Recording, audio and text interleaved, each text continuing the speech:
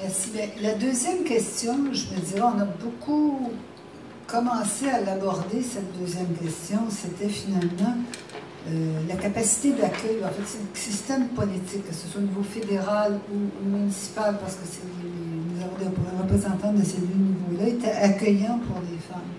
Et je pense que Mme Apollon, vous avez justement abordé certaines conditions, peut-être pourrait-on élaborer sur ces conditions-là, sur les conditions, comment rendre, mais là vous avez parlé déjà de mentorat, bon, etc., comment rendre le système politique plus attrayant pour les femmes. Parce qu'en Outaouais en particulier, en général, je voudrais juste lancer encore une autre idée, c'est que finalement, on doit attirer des femmes dans un système politique, comme vous l'aviez dit, qui a été conçu par et pour les hommes, qui était un système qui était excluant pour les femmes, on dit pour les femmes, mais aussi pour les minorités visibles, pour les personnes qui ne sont pas nées au Canada, etc., puis pour les personnes handicapées, etc., pour les Amérindiens en particulier. Bon, bref, c'est un système d'hommes blancs, on se comprend? Et on va résumer, là, on va faire une histoire courte, et d'hommes blancs de classe aisée. Aussi, parce que les classes sociales, quand même, hein, on comprend. Là, ici, là, en Outaouais ou au Québec ou au Canada, on n'a pas de système de quotas comme au Rwanda d'ailleurs. C'est pas la seule raison, mais c'est une des raisons. Il y a eu un système de quotas qui a été voté au Rwanda, qui a fait en sorte qu'on réservait un certain nombre de sièges pour les femmes. C'est pas un système miraculeux, un système de quotas. On comprend que c'est pas miraculeux.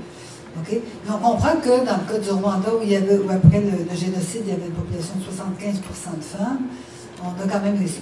L'exemple est là, l'exemple est toujours là. On n'est pas nécessairement à l'avant-garde au niveau politique, bien qu'on donne des leçons d'égalité partout au monde, on n'est pas dans notre propre système nécessairement à l'avant-garde. Et l'économique, qu'on soit dans une situation dite de sous-développement économique, ça ne veut pas dire nécessairement que la place des femmes, elle est, disons, nécessairement moins bonne qu'elle ne l'est au Canada ou au Québec. Au Québec, et au Canada, on ne veut pas ça l'admettre, okay, parce que ça devient tabou. Non, l'égalité devrait être... Bon, bref, cela dit, la question, comment rendre le système plus accueillant, ou peut-être en quoi est-il, parce qu'on a déjà touché, là, mais en quoi est-il si peu accueillant pour les femmes? Est-ce que... il y a plusieurs niveaux. Il y a le fonctionnement interne des partis qu'on n'a pas touché. En soi, ce n'est pas nécessairement un fonctionnement qui est toujours facile. Comment on choisit les candidats? En fait, on a parlé de la gestion plus quotidienne au niveau soit municipal ou fédéral. On pourrait continuer sur ce sujet. Là, j'ai la parole en premier de l'autre côté de la table. Alors, qui de Mme Turmen ou Mme Apollon veut rentrer? Le petit bout de papier. Ah, c'était la première. Allez-y. Merci. Alors, le système peu accueillant pour les femmes, je dirais, en principe, oui, mais je trouve qu'il y a eu énormément d'avancées pour rendre la politique un peu plus attrayante pour les femmes, en particulier au niveau de ce que j'appellerais la conscience sociale ou la conscience globale. Nous sommes dans une société qui a appris au fil du temps que les femmes étaient quand même majoritaires, comme Sylvie le disait, à 52%. Et dès lors, c'était une question de justice, d'égalité, d'équité, de démocratie, que de permettre dans un premier temps et aujourd'hui de favoriser la participation de cette moitié de l'humanité dans le système politique, dans le système de gouvernance. Alors, moi je dirais que, puisque je suis au municipal, je considère que c'est le gouvernement qui est le plus près du citoyen. C'est le gouvernement de demain. La gouvernance de la cité va être un des plus grands, des plus forts. Dès lors, la ville demande la participation des femmes qui y sont. On a dit tout à l'heure que les femmes avaient toutes sortes d'attitudes ou d'aptitudes à s'occuper de l'être humain. Bien sûr, l'économique est important, bien sûr, la science est importante, mais au quotidien, l'eau potable, au quotidien, le déneigement, au quotidien le ramassage des ordures, des déchets. Au quotidien, tous ces besoins primaires sont des lieux où les femmes doivent être présentes parce que même à la maison, elles sont l'interface première pour les tâches familiales ou les tâches de bien-être familial. On dit qu'il y a dans notre système, que ce soit au niveau provincial, que ce soit au niveau régional, plusieurs institutions qui nous accompagnent, mais il faut aussi remarquer que la présence des femmes dans un milieu comme le milieu politique emmène un certain assainissement des mœurs, que ce soit au niveau des comportements, notamment au niveau du langage, mais aussi, et la commission Charbonneau nous le montre bien ces jours-ci, la présence ou l'absence des femmes, je dirais plus à ce niveau-là, l'absence des femmes introduit des distorsions malsaines dans le système politique et il faut pouvoir reprendre les mesures pour les corriger. C'est un monde d'hommes, c'est un monde peu accueillant pour les femmes, mais demain, il faut que les femmes aient la majorité, sinon soient proches de la majorité dans ces systèmes de gouvernance. Les statistiques nous démontrent que les femmes sont écartées du pouvoir, elles sont écartées de l'argent. Donc, nous devons mettre en place des mesures ou des programmes pour les y emmener. Les obstacles, on les connaît. Souvent, les femmes disent qu'elles ne connaissent pas la politique, donc elles n'y vont pas. La question de la formation est une question importante si on veut rendre le milieu politique plus accueillant pour les femmes. Elle manque souvent d'organisation et de soutien parce qu'il ne faut pas se compter de peur. Mais une femme qui rentre en politique a souvent une triple tâche, pas seulement une double tâche. Donc la question de l'organisation de son temps, et on parle de plus en plus de conciliation famille et travail, entre en ligne de compte comme étant une priorité organisationnelle auquel elles doivent s'adresser. Une fois qu'elles sont en politique, la charge et les horaires de travail aussi ne sont pas très accueillantes. Elles sont souvent à la maison le pilier, même si on prétend que l'homme s'occupe de plus en plus de l'organisation familiale, mais il n'empêche que, socialement parlant, les attentes se tournent vers la femme quand il s'agit d'organisation interne. Donc les charges et les horaires de travail, quand on entre en politique, deviennent à ce moment-là un lieu de gestion du temps qui a énormément, et de l'espace aussi, qui a énormément d'importance. La question de la rémunération des élus entre en ligne de compte. Si vous remarquez, dans l'Outaouais, il y a une majorité de femmes élues, mais souvent dans des conseils où il y a, dans des conseils et des villes où il y a peu de personnes. Dès lors, la rémunération va aussi avec le nombre d'habitants. Est-ce que la lourdeur de la tâche est un peu boudée par les hommes parce que le salaire n'est pas en adéquation avec la lourdeur de la tâche? Dès lors, on le refile aux femmes sous prétexte qu'elles vont faire leur nid ou elles vont acquérir de l'expérience pour continuer en politique. Alors, je prétends qu'il y a, oui, des pas qui ont été faits en avant pour améliorer, pour rendre le système politique plus accueillant, mais il n'empêche qu'il va falloir continuer à travailler, à encourager et à accompagner les femmes en politique. Merci, Nicole. Mais moi, je voudrais vous conter une petite anecdote, puis je l'ai contée à plusieurs reprises de mon expérience.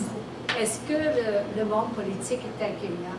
Et j'ai été une simulation, j'ai participé à une simulation en chambre de jeunes universitaires, autant femmes qu'hommes, dans la vingtaine, début de la vingtaine. Et on m'a demandé d'être présidente de la chambre pour cette simulation-là. 4 partis politiques, comme on a en chambre, le même nombre de participants et participantes, 308. Et les 4 chefs politiques étaient des hommes. L'entente était qu'il y avait 15 questions à poser, et la première femme qui a posé une question était la 10e. Fait que je me suis posé des questions depuis ce temps-là. Qu'est-ce qui fait en sorte que nos jeunes femmes ne se sentent pas intéressées par la politique?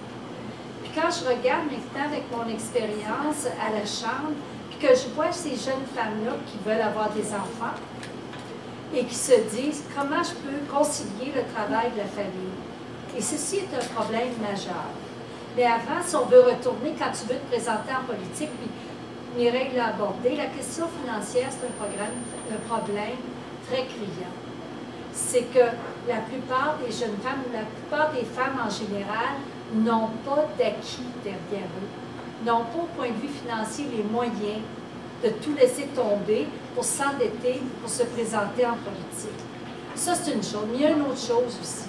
C'est qu'avant de prendre cette décision-là, les jeunes femmes en général, et les femmes aussi, ça va prendre du temps. Il faut qu'ils le mûrissent. Les moyens, notre parti l'a fait, les moyens, c'est de cibler les comtés. Et à ce moment-là, il faut qu'un parti politique, en ciblant un comté, lui apporte le soutien financier pour répondre aux besoins. C'est le seul moyen. Je ne devrais pas dire que c'est le seul moyen, c'est un des moyens efficaces dans l'ensemble. Il y a aussi l'accommodation. On a de jeunes députés, je l'ai dit à quelques reprises, qui ont eu des enfants. Et pour les hommes, c'était peut-être un peu plus facile. C'est qu'on s'est organisé en chambre, les tours de garde, on s'est organisé pour les laisser aller un peu plus. Mais les jeunes femmes qui laissent un bébé derrière eux, là, c'est pas si facile que ça à accommoder. Fait qu'il faut penser à l'accommodement, il faut penser également au point de vue financier, il faut penser aux distances.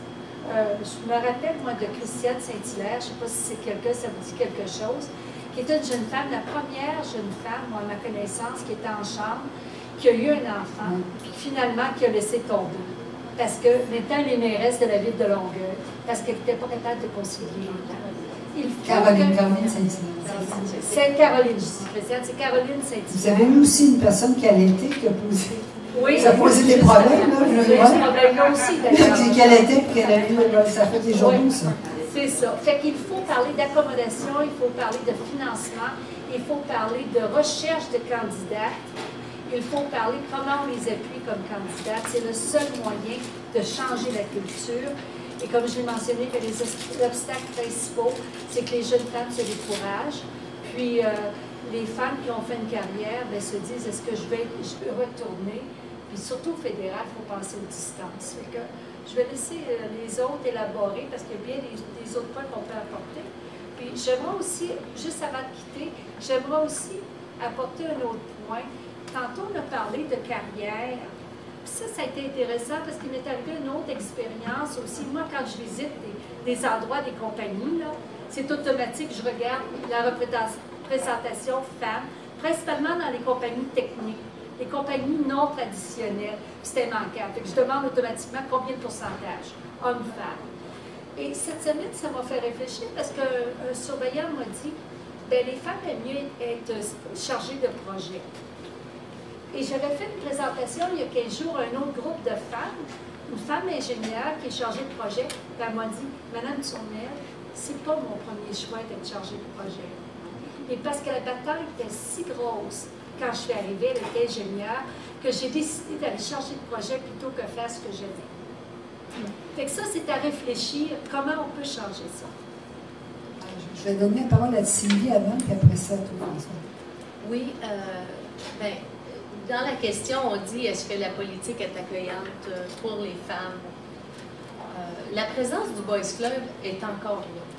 C'est encore ressenti. Des commentaires sur l'habillement, le poids que tu as pris. Tu reviens de vacances, tu es plus fatigué, fait que tu es moins fatigué, resplendissante, fait que tu as dû avoir un amant en vacances si ton conjoint n'était pas avec toi.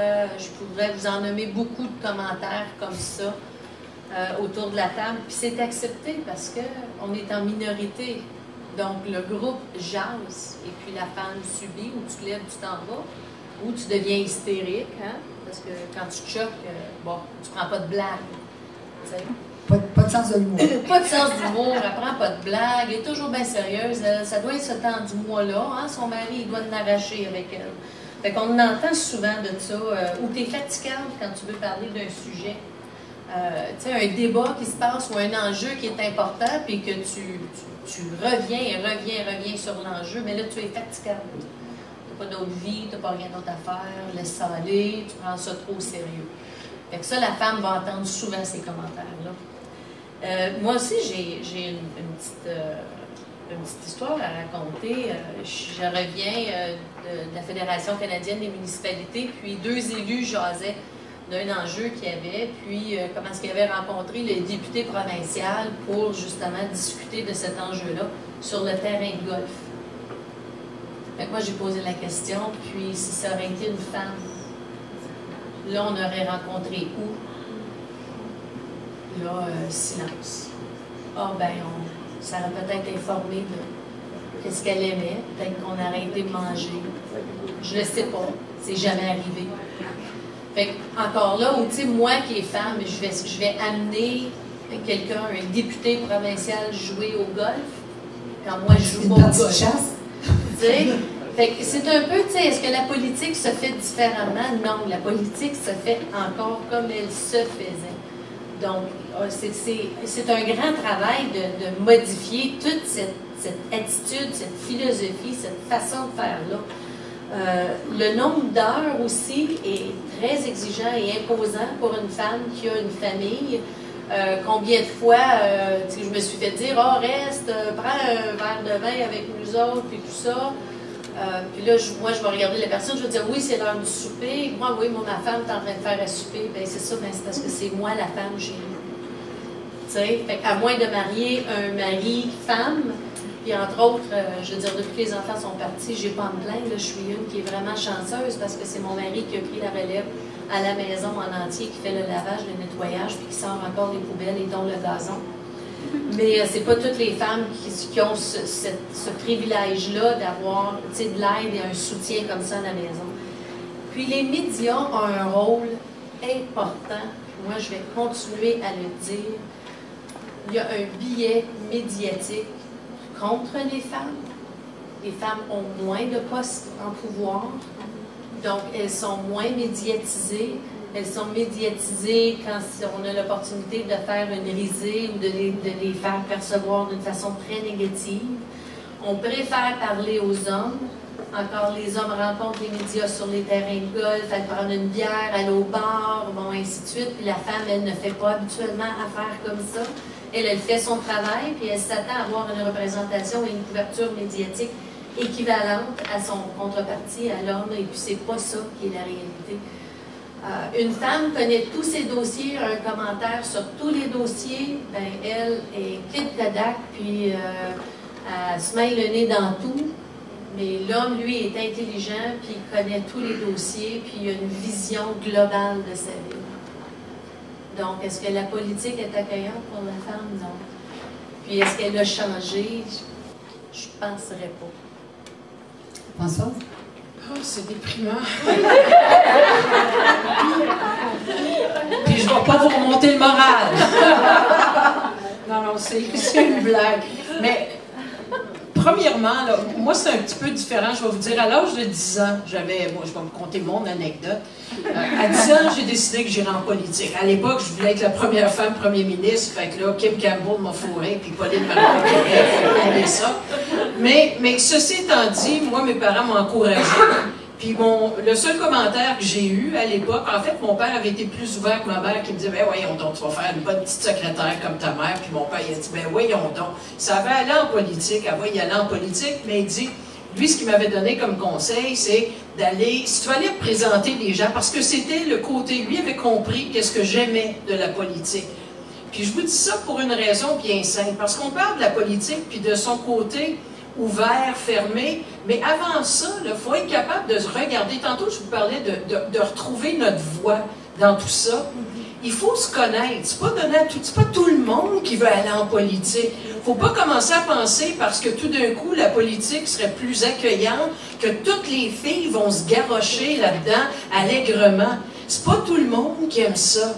C'est pas tout le monde qui aime la joute du débat, la façon que la politique se fait, d'aller manger du spaghetti, comme je vois souvent Sylvie, Mireille, Nicole, d'aller manger des petites sandwichs, pas de croûte, d'aller voir les gens, d'écouter ce qu'ils ont à nous conter, tout ça. Alors, je vous dis ça parce que, d'une part, il faut... Là où je trouve ça triste, c'est si la personne a le goût d'y aller, elle se sent pas capable parce que le système ne l'aide pas, ou il y a des gens qui l'en empêchent, ou peu importe, si c'est des partis politiques, ils ne la laissent pas rentrer. Là, ça me fatigue dans ce temps-là. Alors, mais il faut prendre les moyens, puis je disais toujours aux gens, moi, j'avais le goût d'aller en politique un jour. Mon père m'avait dit d'aller m'impliquer dans ma communauté. Si je voulais représenter des gens, ben il fallait peut-être que j'aille faire quelque chose avant de penser à aller les représenter. Parce que comment tu veux représenter le monde si tu ne sais pas ce qu'ils pensent? Alors, tout ça mis ensemble. Mais il y en a d'autres qui s'en vont en politique pour d'autres raisons. Il y en a qui vont en politique pour pousser un dossier. Il y en a qui s'en vont au municipal parce qu'ils ont le goût de prendre leur petit coin, leur district, puis de dire, regarde, moi je vais être la voix pour les gens de mon coin, pour faire valoir les... Alors, je pense qu'il y a un petit peu de tout ça. La politique, il faut s'enlever de la tête qu'elle est rébarbative juste aux femmes. Elle est chiante pour tout le monde. Sérieusement. Si vous regardez ce qui se passe là, en termes de politique, là, présentement, que ce soit au niveau municipal, au niveau provincial, fédéral, puis tu disais tantôt, les médias ont beaucoup à jouer. Puis je pense que oui, mais les médias vont continuer à jouer ça tant que la population, en gros, va tolérer ce type de... Puis tant qu'ils ne se réveilleront pas, puis ils réaliseront pas, les médias, qu'il n'y a plus personne qui les écoute. Moi, là, ma campagne électorale, là, je l'ai faite, puis je ne fais pas de politique partisane, je fais simplement dire que j'ai mis un petit peu un X sur les médias traditionnels. En ce sens que je me suis dit, si ma campagne électorale dépend d'eux autres, oh boy, je suis faite à l'os. Alors non, on va aller voir les gens d'une autre façon. Parce que c'est pas le média X qui vote, c'est pas le groupe X qui vote, c'est pas la compagnie X qui vote, c'est des individus.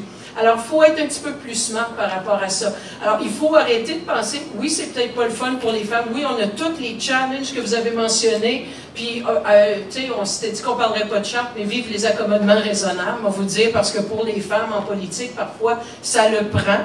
Mais ça, c'est juste la normalité, c'est les circonstances de qui nous sommes, de ce qu'on représente, qui fait en sorte que c'est là, puis qu'il faut juste qu'on donne ce qu'on est capable de donner. Puis si une personne peut faire de 9h le matin jusqu'à minuit le soir, tant mieux, grand bien lui fasse. Puis si un autre peut donner le max de 9h à 3h, parce qu'il faut qu'elle aille chercher ses petits, ou qu'il aille chercher ses petits, ben on va s'ajuster.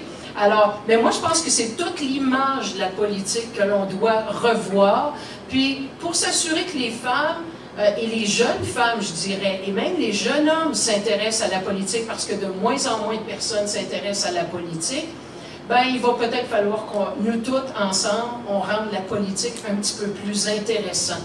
Et d'un autre côté que justement des matchs de golf, des matchs de golf, là c'est la fatigue qui parle, mais des matchs de boxe, je ne sais pas si c'est le même qu'on appelle ça, je ne suis pas très boxeuse, malgré mon côté un peu batailleuse, mais la boxe c'est pas mon bag. Mais tout ça pour dire qu'il faut arrêter justement de penser que c'est une compétition, on est là pour les gens, il faut ramener ça à l'essentiel, puis montrer, tu sais, comme quand je me rappelle du programme qui parle de chapeau les filles, les métiers non traditionnels, ben, il faut peut-être rendre la politique comme un métier non traditionnel, puis l'apporter du côté des jeunes demoiselles, puis essayer de voir, parce que je suis convaincue que si on va dans une classe, que ce soit de 5e année au primaire ou au secondaire, et il y en a, si on fait juste leur faire un petit vote secret, là, combien seraient intéressés par la politique, ils vont en avoir.